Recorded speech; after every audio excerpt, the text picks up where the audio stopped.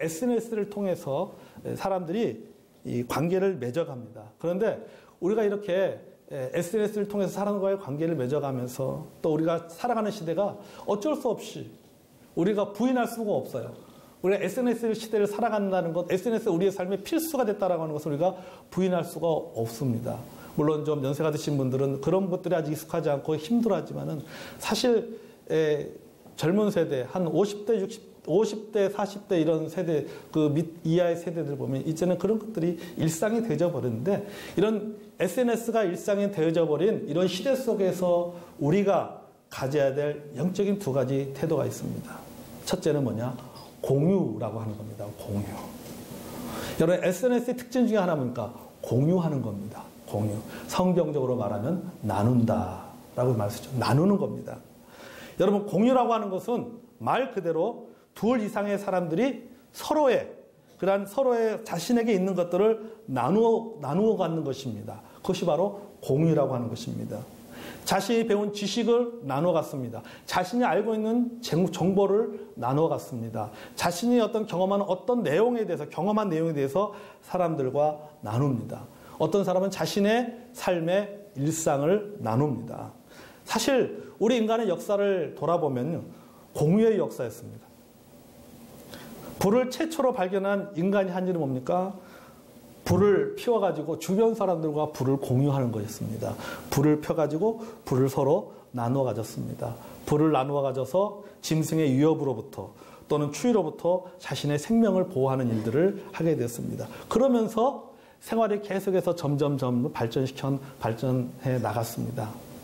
그 다음 무엇입니까? 사람들이 이제 말은 되는데 이 언어가 안 되다 보니까 그림이라고 하는 것들을 사람들이 개발을 해내겠죠. 우리가 흔히 말하는 그림 문자.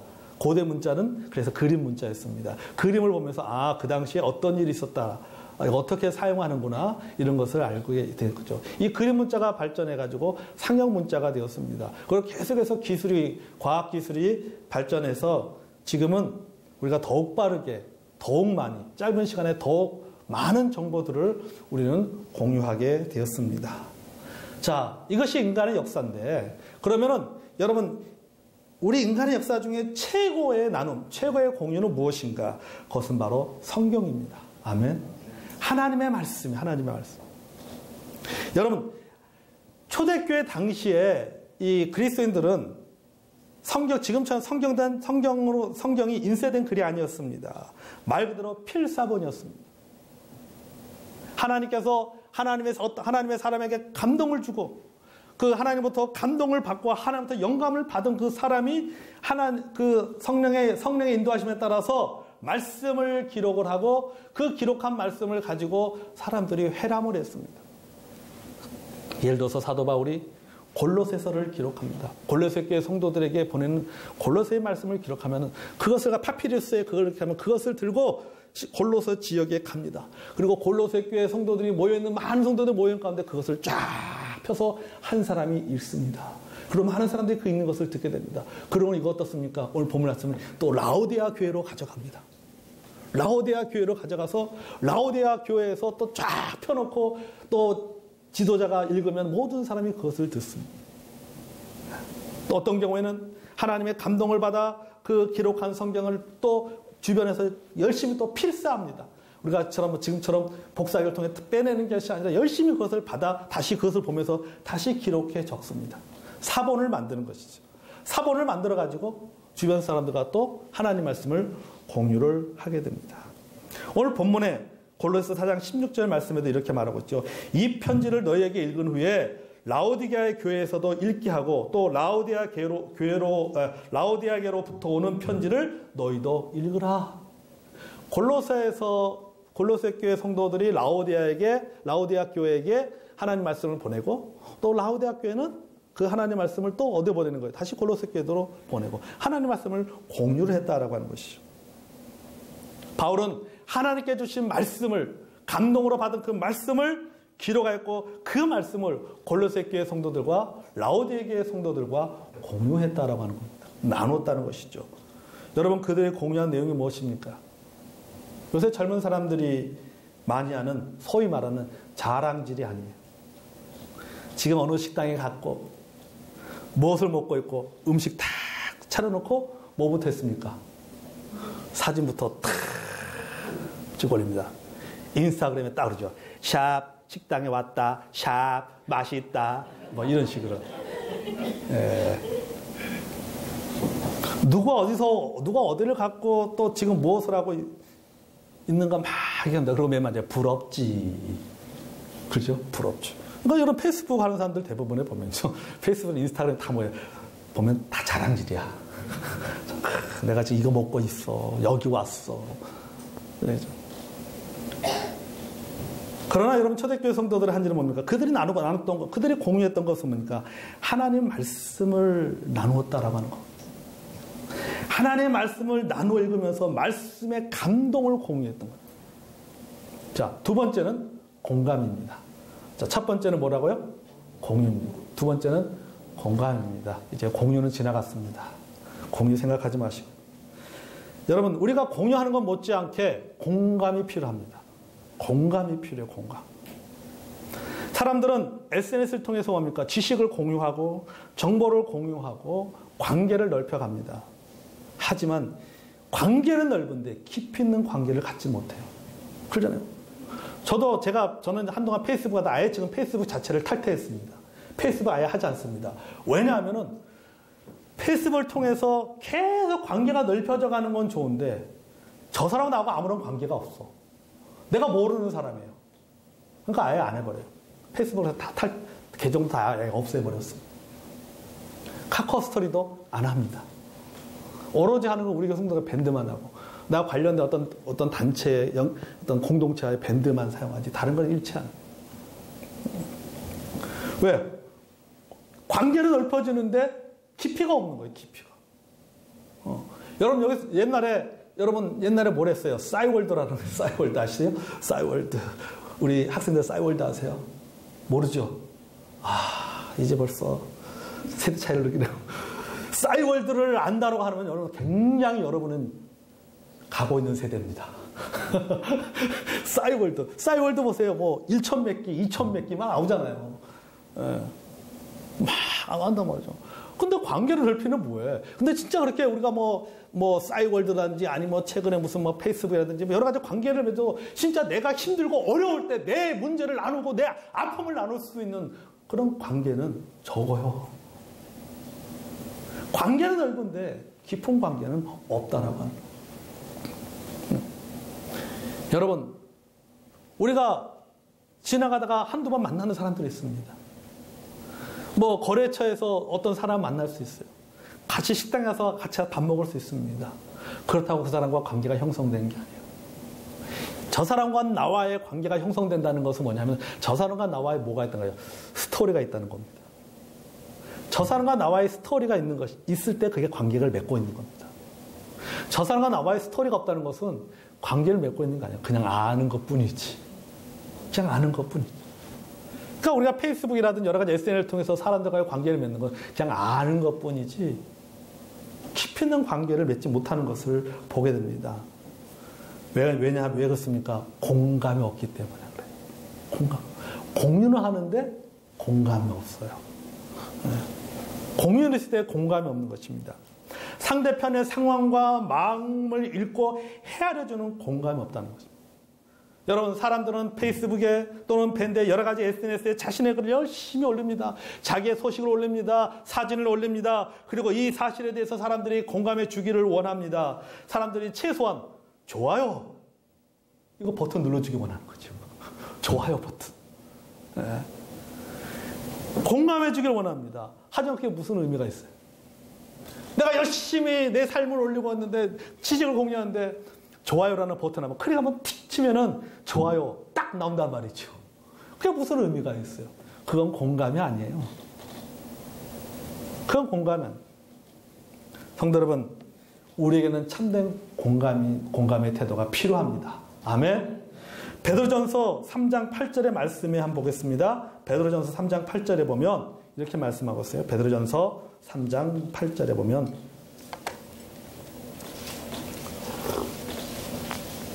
자, 제가 읽겠습니다. 자, 베드로전서 3장 8절. 너희가 다 마음을 같이하여 동정하며 형제를 사랑하며 불쌍히 여기며 겸손하며. 여러분, 이 말씀도 역시 뭐예요? 공감하라는 말씀입니다. 마음을 같이해라, 동정해라, 사랑해라, 불쌍히 여겨라, 겸손해라. 이 말에 한마디로 말하면 공감하라는 겁니다. 자, 여러분, 이 베드로전서 3장 8절의 말씀의 앞부분을 보면 어떤 내용입니까? 아내와 남편에 대한 이야기입니다. 부부관계에 대해서 지금 이야기를 하고 있는 거예요. 남편과 아내가 서로에게 어떤 자세와 태도를 가져야 하는지에 대한 지식을 제공하고 있는 것입니다. 그러면서 결론적으로 말하기를 아내와 남편은, 가족은 마음을 같이하여 동정하라는 겁니다. 아내는, 남편은 이러이러하고 아내는 이러이러하다 공유한 겁니다. 남편에 대한 지식을 공유하고 아내에 대한 지식을 공유한 것입니다. 그러면서 말해 결론적으로 너희들은 서로 공감하라는 겁니다. 그것에 대해서 공감해야 된다. 마음을 같이 하라는 것입니다. 서로의 마음과 상황에 공감하라는 것입니다. 여러분, 가족의 관계는요, 가족의 관계는 정보를 공유하는 관계를 뛰어넘어서 서로의 마음과 상황을 공감하고 사랑하고 불쌍히 여겨야 한다는 것을 말하고 있는 겁니다. 아멘? 그게 바로 가족이에요. 그게 바로 그냥 단순히 지식을, 어떤 정보를 공유하는 그 수준이 아니라 공감하는 관계까지 이르러야 되는, 그게 바로 가족이에요, 가족. 교회 안에서도 마찬가지입니다. 교회 안에서 우리는 성경적으로 말하는 영적인 가족이잖아요. 영적인 가족 공동체 안에서 우리가 할 수 있는 것이 뭡니까? 하나님께서 나와 하나님께 나와 있었던 여러 가지 이야기들을 성도들과 나눌 때 성도들이 뭐예요? 그래서 같이 공감해 주는 겁니다. 그게 뭐예요? 따라해보세요. 아멘. 아멘이에요. 그게 공감하는 거야. 공감해. 아멘해줘. 어떤 아픔이 있고 어떤 기도 제목이 있을 때 그것을 같이 나누는 겁니다. 나누고 공유하고 그 다음에 그것에서 공감해 주는 겁니다. 그 공감해 주는 게 뭐예요? 그를 위해서 기도하는 거죠. 아멘? 기도하는 거예요. 그게 바로 그리스도인의 공감하는 태도라고 하는 사실입니다. 단순히 여러분 좋아요 라고 하는 그 버튼을 누르는 것과는 차원이 다르는 겁니다. 차원. 여러분 버튼 누르는 거는 쉬워요. 예. 좋아요라는 버튼 누르는 거 좋아요. 예. 환영합니다. 제가 가끔 그 이모티콘 올리잖아요. 이거 좋아요 이런 거 올리잖아요. 이거하고는 차원이 틀린 겁니다. 진정한 마음으로 공감하는 것. 우리 그리스도인은 그런 공감의 태도가 필요할 줄로 믿습니다. 아멘. 여러분, 상대방의 마음속으로 들어가서 상대가 느끼고 있는 아픔을 느끼고 상대방의 입장과 시선으로 사물과 현상을 바라보는 그 자세가 바로 뭡니까? 공감이에요. 공감. 그래서 공감을 다른 말로 표현하면 감정이입입니다. 상담학에서는 감정이입이라고 합니다. 감정이입이에요. 공통된 감정 또는 공유된 정서라는 말입니다. 독일 말로는 이런 뜻이 있어요.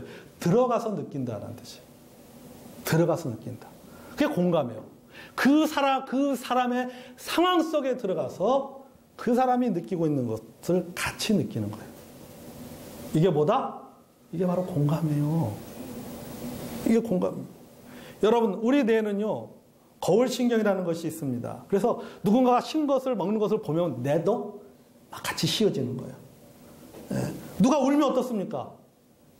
나도 같이 눈물이 나는 겁니다. 눈물이 나는 거. 가끔 저희 사모도 드라마를 보면서 눈물을 흘려요. 그럼 제가 옆에서 꼭꼭 얘기합니다. 말씀에 눈물 좀 흘려봐. 남편이 설교할 때 그 말씀 들으면서 눈물 좀 흘려봐. 제가 그런 얘기를 해요. 농담으로 그런 얘기를 합니다. 그게 바로 뭐예요? 그게 바로 공감하는 거죠. 공감하는 거죠. 왜 사람에게는 거울신경, 사람이 내는 거울신경이라는 것이 있기 때문에 신 것을 먹으면 나도 모르게 입에서 침이 나오고, 우리나라 건턴수가 상대방을 가격하면 나도 모르게 주먹이 불끈지고, 친한 친구가 울면 나도 모르게 슬퍼지는 것입니다.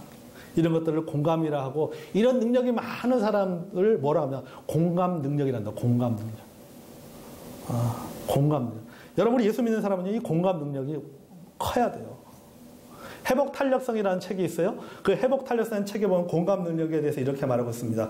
공감 능력이 뛰어난 사람이 대인 관계가 좋고 대인 관계가 좋은 사람이 회복 탄력성이 뛰어나다. 공감 능력이 없으면 대인 관계가 원만치 못한다. 공감이야말로 커뮤니케이션의 핵심이고 사람과의 관계에서 가장 중요한 요소다. 이렇게 말합니다. 공감하는 것이. 그러니까 대인 관계가 좋으려면 어떻습니까? 공감 능력이 뛰어나야 되는 거예요. 공감 능력. 그 사람에 대해서 함께 공감해 준 능력이 뛰어날 때 대인 관계가 좋은 겁니다. 그럴 때 그 사람이 다시 말해서 빨리 회복되는 것입니다. 여러분 공을 탁 땅에 던지면 다시 공이 튕겨 나옵니다. 그게 바로 회복 탄력, 그게 탄력성이에요. 어떤 절망에 처한 사람, 어떤 땅바닥에 주저앉아서 덜퍼덕거려서 인생을 포기한 사람, 그 사람의 아픔을 들어주고 그 사람의 아픔에 함께 느낄 때 그 사람이 그것을 빨리 딛고 일어선다는 겁니다. 그게 바로 회복 탄력성이에요. 이런 내용도 있어요.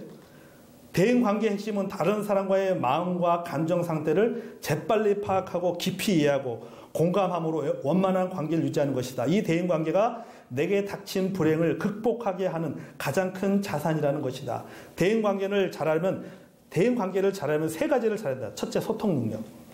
둘째, 자아 확장성. 소통 능력이라는 것은 상대방의 호감을 끌어낼 수 있는 대화의 기술을 말하는 거죠. 자아 확장성이라는 것은 자기 자신이 다른 사람과 연결되어 있다고 느끼는 정도입니다. 그러니까 타인과의 관계 속에서 자기를 이해하는 거예요. 이 말은 뭡니까? 내가 생각하는 나가 아니라 다른 사람이 나를 어떻게 생각하느냐를 통해서 자기를 이해하는 겁니다. 그게 바로 자아 확장성이에요. 세 번째는 공감 능력입니다. 공감 능력이 뛰어나야지 대인관계를 잘 맺게 되고 대인관계가 좋으면 회복 탄력성이 높아서 어떤 경우에도 일어설 수가 있다라고. 실제로 여러분 여러 가지 실제 연구 사례를 통해서 공감의 효과에 대해서 증명을 했습니다. 그 증명 사례들이 너무나 많아요. 똑같은 막장 같은 그 가정에서 태어난 아이들이 있었는데 그 아이들을 그들의 30년을 조사해 보니까 30년이니까는 어떤 결과가 어떤 변화가 있냐면요. 그 주변을 공감해 준 사람이 있었던 사람들은 그 어려움들을 극복해내는 거예요. 자기 출신이 막장 출신이었지만 오히려 그것을 디딤돌 삼아서 인생이 성공하는 것을 그리고 30년을 그 사람들의 인생을 30년을 추적해가지고 조사한 결과들도 있습니다. 그럼 반대로 그냥 막장에서 서울 차서 진짜 막장 출신인 형편없는 가정에서 태어난 자녀들 같은 경우 주변에 공감해주는 사람이 없을 때 이 아들은 결국은 그 인생도 똑같아지는 것을 보게 된다. 이런 연구 사례들이 많이 있다는 거. 그만큼 공감해주는 것이 중요하다는 것이죠. 그러니까 우리가 누군가가 나의 상황에 대해서 공감하면 모든 상황을 이겨낼 수가 있어요. 그래서 로마서 12장 15절에 보면 즐거워하는 자들과 함께 즐거워하고 우는 자들과 함께 울라. 우는 자들과 함께 울라. 즐거워하는 자들과 함께 즐거워하라. 뭐 하라는 거예요? 공감하라는 겁니다. 이게 우리 그리스도인이 가져야 될 자세예요. 공감해 줄 때 극복하게 되는 겁니다. 여러분, 욥이 고난을 당했습니다. 욥이 고난을 당하자 욥의 세 친구들이 찾아왔습니다. 그 중에 욥이 당한 그 고난에 대해서 그들은 공감하기보다는 뭐합니까? 욥의 세 친구들은 뭡니까? 교장 선생님 같은 이야기가 있어요. 교장 선생님들 하는 이야기 같은. 특히 그 중에 엘리바스가 이렇게 말합니다. 볼지어다 하나님께 징계받은 자에게는 복이 있나니 누가 몰라? 그런즉 너는 적는 자의 징계를 업신여기지 말로. 나도 알아. 하나님은 아프시게 하시다가 싸매시며 상하게 하시다가 그의 손으로 고치시나니 암송하고 있거든. 여러분 여기서 한 가지 중요한 것은요. 엘리바스가 지금 욥을 향해서 욥이 고난당하는 것을 보면서 이야기합니다. 징계받은 자가 복이 있다. 하나님의 징계를 업신여기지 말라. 하나님은 상처 주셨다가 싸매기도 하시는 분이시다. 맞아요. 엘리바스가 한 얘기가 맞습니다. 교리적으로 문제가 없습니다. 신학적으로 문제가 없습니다. 그는 정확하게 하나님의 말씀을 해줬습니다. 엘리바스가 한 말 하나도 틀린 게 없어요. 다 맞아요. 아주 탁월하게 말씀을 전했습니다. 하지만 지금 욥에게 필요한 것은 교장 선생님 훈시가 아니에요. 교장 선생님 같은 훈시가 필요한 게 아닙니다. 욥의 아픔을 공감해주고 위로해주는 것이 필요하다는 사실. 오히려 엘리바스의 훈계는 욥을 더 화나게 만들었어요. 여러분, 우리가 이거 조심해야 돼요. 이거 조심해야 돼요. 공감은 뭡니까? 공감이라는 것은 내가 저 사람보다 높은 위치에서 그 사람의 아픔을 느끼는 것이 공감이 아니에요. 공감이 뭐라 했습니까? 들어가서 느끼는 거예요. 동일선상에서. 그와 동일선상에서, 동일세상에서 느끼는 거예요. 동일선상에서 말해주는 거예요. 이게 바로 뭐예요? 이게 바로 공감이에요. 욥에 또 다른 친구가 있습니다. 엘리후가 있습니다. 엘리후는 이렇게 말합니다. 욥기 33장 6절에 보면은 나와 그대가 하나님 앞에서 동일하니 너나 나나 하나님 앞에서 다를 게 하나 없는 사람이다. 지금 고통을 겪고 있는 너나 고통을 겪지 않고 있는 나나 하나님에서 똑같이 너나 나나 다 죄인이다. 다를 거 하나도 없다. 나도 흙으로 지으심을 입었느니라. 이 말은 나도 너처럼 연약한 존재다.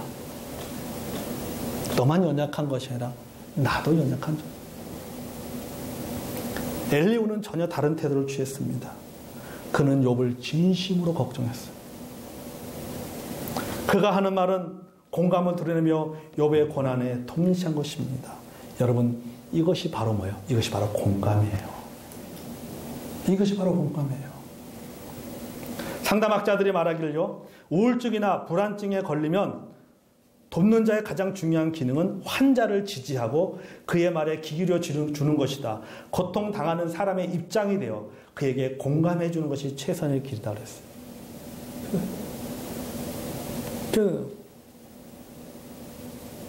여러분, 누가 예수 믿지 않고 죽은 사람이 있으면 갑자기 교통사고로 죽었어요. 몬살 갑니다. 너무 전도 열정이 충만해가지고 믿지 않아서 어떡합니까? 이제 이분은 안타깝게도 지옥 갑니다. 여러분, 듣는 상주 참 기분 나쁘죠. 안 그랬습니까?